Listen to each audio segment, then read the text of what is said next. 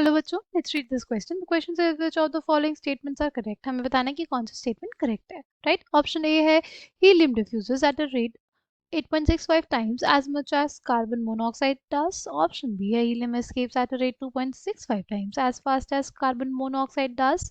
Option C है helium escapes at a rate 4 times as fast as carbon dioxide does. Option D है helium escapes at a rate 4 times as fast as SO2 does.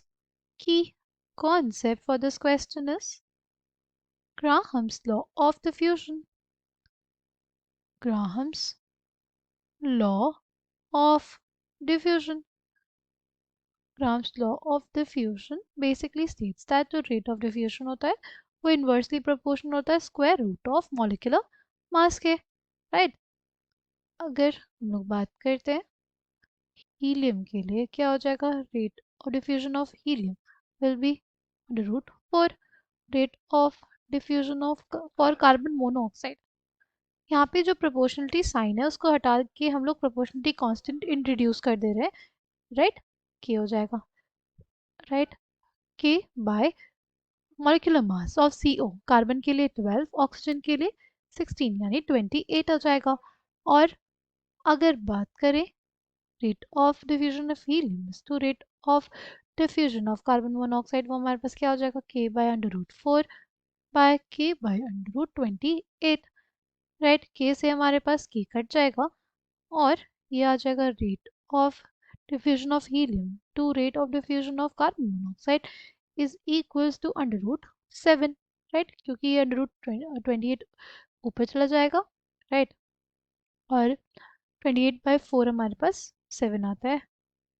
और अगर rate of diffusion of helium लिखेंगे तो हो जाएगा 2.65 times of rate of diffusion of carbon monoxide, right. Rate of diffusion of helium is equals to 0.65 times of rate of diffusion of carbon monoxide. यानी हमारे पास जो helium है वो 2.65 times ज़्यादा तेजी से डिफ्यूज होता है as compare to carbon monoxide. Helium escapes at the rate 2.65 times as fast as carbon monoxide does। यानी ऑप्शन बी हमारे पास करेक्ट हो जाएगा। ये हमारे पास गलत हो गया। अगर बात करते हैं ऑप्शन सी की, तो हमारे पास कार्बन डाइऑक्साइड की बात की गई है, तो हो जाएगा कार्बन के लिए 12 और 2 ऑक्सीजन एटम्स हैं, राइट। तो उसके लिए 32, 32 प्लस 12 यानी 44 उसका मॉलिक्यूलर मास आएगा, राइट। तो आ जाएगा rate of diffusion of helium by rate of diffusion of carbon dioxide, right. के by under root 4 by K by under root 44। क्या आ जाएगा? ये अंडर रूट 44/4, राइट। क्या आ जाएगा ये? This will be equals to under root 11, right. कितना आ जाएगा ये?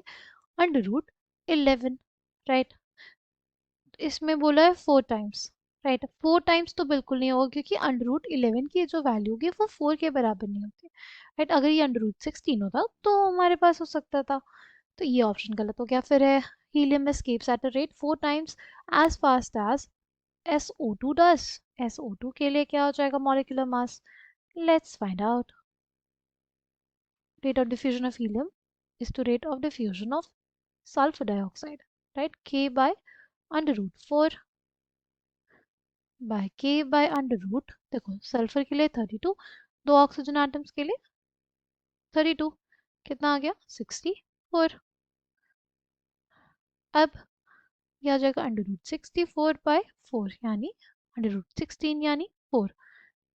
Rate of diffusion of helium is equals to 4 into rate of diffusion of sulfur dioxide, right? Rate of diffusion of helium is equals to 4 times rate of diffusion of sulfur dioxide। तो helium जो होगा वो escape करेगा at a rate 4 times as fast as sulfur dioxide does। यानी कौन सा option correct? Option D and option B. I hope you understood it well. Thank you and all the best.